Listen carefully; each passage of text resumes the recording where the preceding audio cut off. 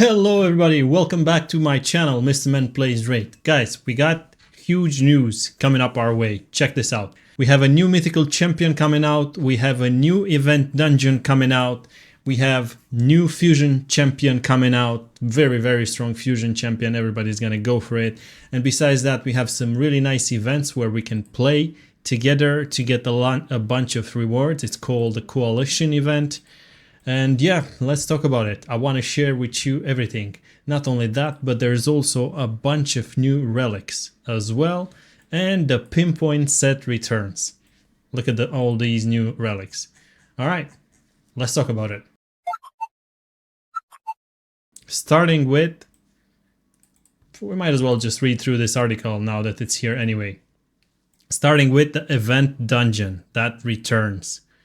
And this event dungeon, we are going to fight the new mythical champion, Kurosa the Covetous. And have a look at her. This is how she looks in both of her forms. Let's check it out. So, Raid Shadow Legends is launching a brand new event dungeon experience. Same as usual. You already know what it is. And it's one of these. This down here. This is the dungeon event. And it's coming out soon, pretty soon. I believe it's gonna be here maybe next week, if not... I'm not sure, today's already Thursday, so probably it's gonna be next week. And we're gonna see the new mythical champion, Kurosa. Check this out, Kurosa is the first mythical champion, and indeed she is to appear as a dungeon boss. Key mechanics, let's have a look at this. In base form, Kurosa protects herself and all allies with powerful defensive buffs. Players must navigate through shield, healing and debuff cleanses. Right. In alternate form, she becomes a high damage nuker with devastating AoE attacks and powerful attack-based scaling. Kurosa is partially immune to HP burn strategies, so HP burns are gonna be a bit of a waste against this boss. What else? The encounter demands flexible team composition, strong support to keep the team alive, and hard-hitting damage dealers to bring Kurosa down. As expected, always we need to go in there with the damage dealers, obviously. And what else we have here? New buff mechanics. 2 brand new buff types are introduced with this event. Fortify reduces enemy ignore defense effects by 15 and 25%. Okay, and Shatter increases the champion's ignore defense effects by 7.5 or 15%. So there's going to be new buff mechanics. And then let's have a look at the mythical champion, because probably this is one of the most interesting parts of this update. Besides the coalition event, we're going to look at the coalition event as well, because this gives free rewards. Let's have a look at her. Let's check this out. We're going to open this photo and then open the other photo. Let me have a look at how this looks. Boom, just like that. Check her out. Very naughty. She looks very naughty. She is going to be a demon spawn mythical support. This is her base form, and then here we have her alternate form. Let's check her out. Let's look at the base form first. So, base form, straight out of the gate, first attack, attacks all enemies, heals all allies. The value of the heal is proportional to this champion's attack. It looks like she's going to be a attack-based support. This is interesting. Let's have a look at the second skill. Removes all debuffs from allies. Wow, this is great. Then places a 50% increased attack buff and a shield buff on all allies. Super strong. The value of the shield is proportional to this champion's attack. Second skill, or third skill, depending if you take the first skill as a basic or not. Places a taunt. Let's do this, maybe you can see it better.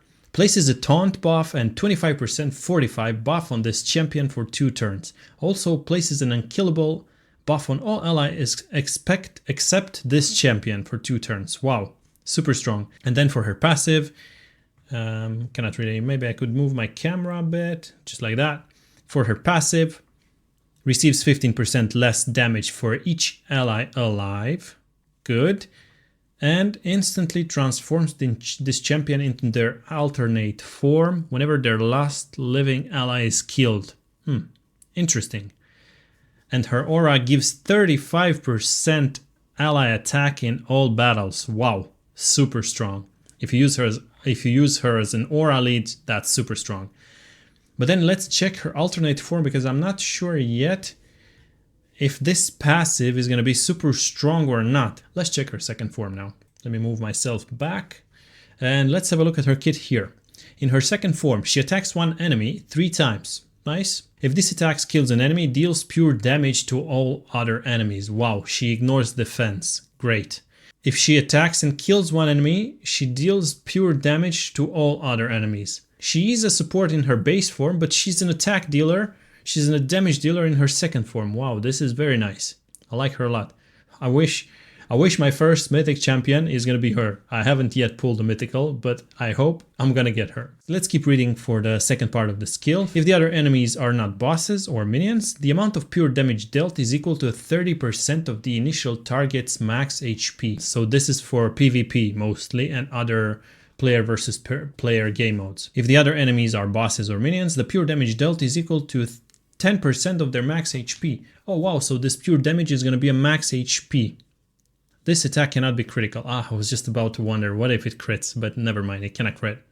But this has to kill an enemy. So it's not going to be so good against all bosses. She's definitely going to be very good against Spider, right? Because if you hit one enemy, if you hit a Spiderling and it kills the Spiderling, then she deals 10% max HP to the Spider. Not bad. Then, her second skill. 3 turns cooldown. Attacks all enemies. Before attacking, steals all buffs from all enemies. Oh wow, she is stealing all buffs. Great. Targets whose attack is lower than this champion's attack cannot resist this effect. Also places a 25% weaken debuff on all enemies for 2 turns. Targets whose attack is equal to or lower to this champion's attack cannot resist this effect. So she doesn't really need accuracy. Let's have a look at the third skill, Ruthless Agent. Places a 15% shatter buff and 30% increased crit rate buff on this champion for 3 turns. Right. She also doesn't need 100% crit rate. Places a true fear debuff on all enemies for 1 turn. Targets whose attack is equal to or lower to this champion's attack cannot resist this effect. Grants an extra turn. Oh my god, this mythical is quite insane. Yeah, she's gonna deal a bunch of damage. She also has a true fear, she has a full crowd control in her kit. As for her passive, deals 15% more damage for each dead ally. Each critical hit boosts this champion's turn meter by 10% for each dead ally. Wow, very, very strong mythical. I'm not quite sure how strong she's gonna be as a boss, because we need to fight against her in the new dungeon event. Let me put myself back in there. There you go. Let's see what else is here. Yes, as I said, the Pinpoint Set Returns. Very strong set. This set is one of the best sets in Raid, if not the best, because it gives a bunch of accuracy. Not only that, it only gives speed. It also gives speed. Look at this. This is the one. And this is definitely worth farming for. So a lot of people will do the dungeon event. I can see it coming. Look at that. If you have 9-piece set, it grants all this stuff. 20%, 20 accuracy, 10% speed, another 20 accuracy. Then you have the intercept stack. So the pinpoint set also helps you against crowd control. Then you have another 10% speed. Then you have another 12% speed. And you can have all the way up to 4 intercept stacks if you go up to 9-piece set. But even if not, even if you go all the way to 8-piece set, you have 10, 20, 32% increased speed. 32%, that's a lot. I'm definitely gonna farm for it because I need it on so many accuracy champions. Alright, event exclusive relics. I actually noticed, and I'm pretty sure you also noticed that too. They are introducing a lot of new relics with pretty much every update. They introduced new relics with Faction Wars Hard, and previous to that they've also introduced a bunch of new relics. And now we're getting 1, 2, 3, 4, 5, 6, 7, 8 more relics. And by the looks of it, from what we can read here, it seems that players can collect these relics in select tournaments and events that will probably run alongside this new dungeon. Right. New collaborative game mode, coalition event. This seems to be like one of these events that actually involves the whole raid community, which is super cool because we don't really have too many of these, right? Let's have a look at that. This campaign will also introduce a brand new collaborative event type, the coalition event. It's designed to bring the player base, yeah, what I was saying, together towards a common goal. Same as previously when we had what's this guy called?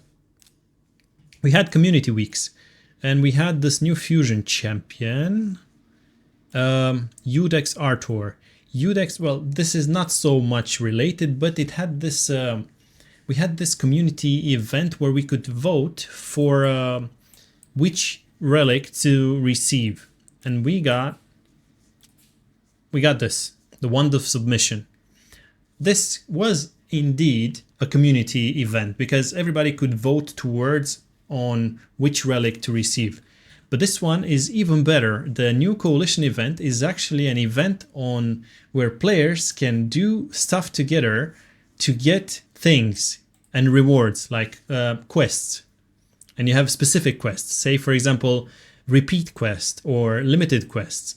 Let's check this out. Oh, I pressed the wrong button. I was just about to get myself a new account for Raid. The new event is activity based and it has a couple of phases. You earn coalition points probably by completing event quests, same as it says here. And there are personal and coalition. I suppose personal are just for yourself and then coalition are for community. We have dual progression system. Let's have a look at what does this even mean. Repeat quests can be completed multiple times, refresh regularly in sets of 3, and do not disappear after completion. Can be done repeatedly before the reset. And then limited quests, one-time completion tasks available throughout the event, offers higher point values. It makes sense, that's why they're limited. And they are available in 3 difficulty tiers, basic, expert, whatnot, with increasing point rewards. Right, let's have a look at this. How to earn coalition points, because this is again part of the event. The coalition event features 2 types of progression. Okie dokie, personal progress, track individual contribution, unlocks personal rewards based on your earned coalition points. And then coalition progress, which is probably community and server based, tracks the collective progress of all participating players on the server and unlocks coalition rewards and coalition points multipliers. What does this mean? When the entire community reaches specific milestones, 2 bonuses are activated. Available to players who meet minimum personal points threshold, coalition rewards, and then coalition points multipliers. It increases your personal progress rate, even applying retroactively to points you've already earned. Okay, not bad. In this new coalition community event we have leaderboard and player ranking. That would be quite nice. We could see whoever probably earned the most points. Look at this. This adds a competitive edge for top players aiming to leave their mark on the event and secure bragging rights. We have rewards, 1, 2, 3, 4, 5 milestones, starting from 275 million coalition points, all the way up to 1.2 billion. And then we also have personal points. There is quite a few milestones there, 2, 4, 6, 8, 10 milestones there, all the way up to 12,000 points. And then we have quests. From this photo, it shows like that this event would last about 4 weeks. And the dungeon events usually last about 6 weeks. So we're gonna be pretty busy for the next, what, like a month and a half? I'm looking forward to play through this because the more events we have, the more fun the game becomes. Then we have the ranking here, top 100 players, and then the quests. They didn't really show us much about questing, but our guy here, Hell Hades, he is showing a few of these. Spend 140 energy in non-gear dungeons, wins only. Kill 28 enemy champions in arena. So these are pretty casual, I would say. Complete repeat quests 5 times. There's a few of them that are question marked. Looking forward to this. And besides this, we also have a new fusion champion coming. Oh, back to hellhades.com. Very good website. They have a lot of information here. Check this out. Tholin Foulbeard. Foulbeard? I suppose his beard is stinky. That's why it's foul. This is going to be its kit. Aura lead, all ally attack by 30% in all battles. And keep this in mind, this is 30% and the Mythic champion had 35%. Not a big difference. And this is our new legendary fusion, which I bet everybody's gonna go for it. This is gonna be a classic fusion, if you can call it like that. And what does a classic fusion means? If we go down here to the fusion tab, these are supposedly a classic fusion, which means you will have to probably have to fuse a couple of rares and then epics to finally fuse the legendary. This is what I'm assuming, because they said this is going to be a classic fusion.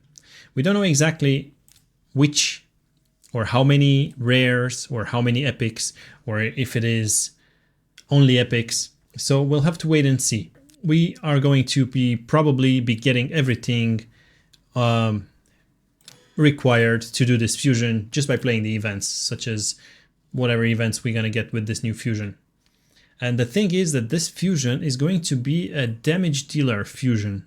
Keep this in mind. This fusion's champion is going to be an attack based, which means if after that we are going to receive a 5-star soul for an attack based champion, that's gonna be very, very strong.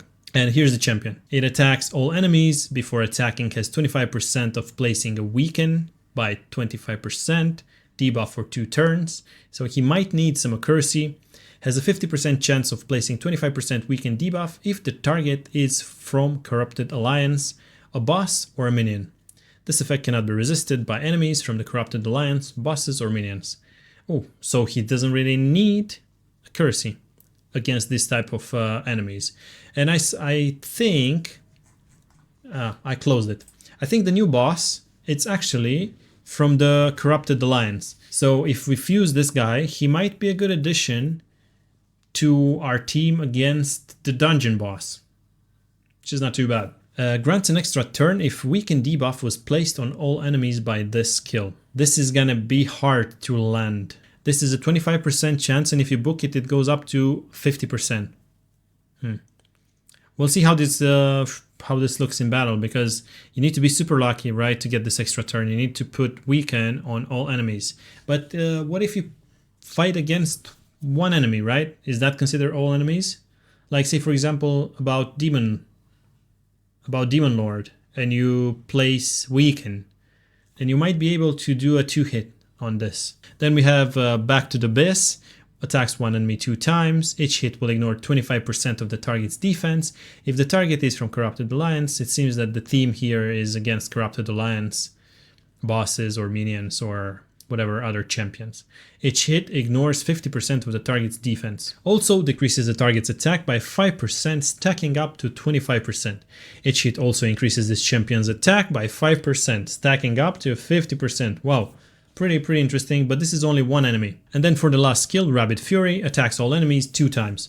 Before attacking, places a 50% increased attack buff on this champion. That's amazing. For each critical hit landed on the first hit, increases the damage dealt on the second hit by 10%.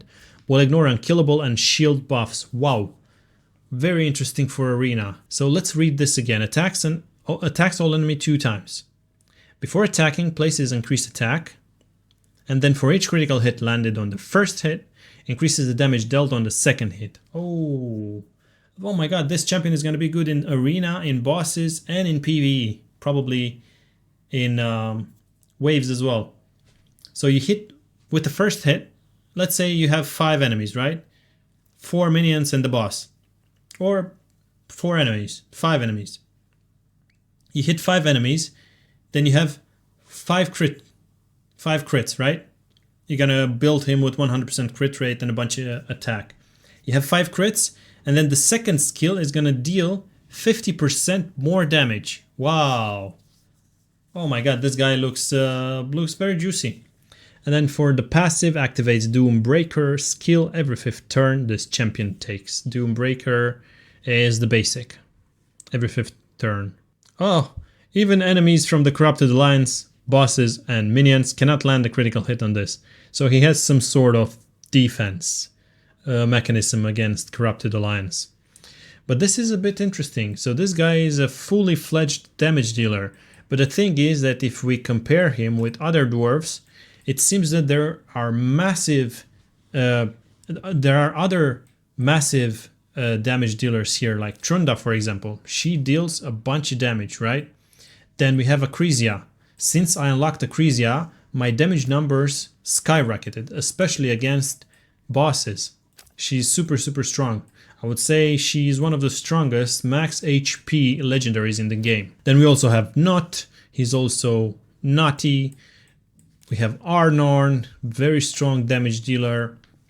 Big competition, big competition. Alright guys, this was pretty much everything new we're getting with the next update. And this is as soon as next week. I'm very excited about it. I went overboard in this video probably. Okie dokie guys, no more rumbling here. I just wanted to share with you the news. Probably this video is going to be a bit long, but I think it's very interesting. Everything we get sounds cool, especially the community events.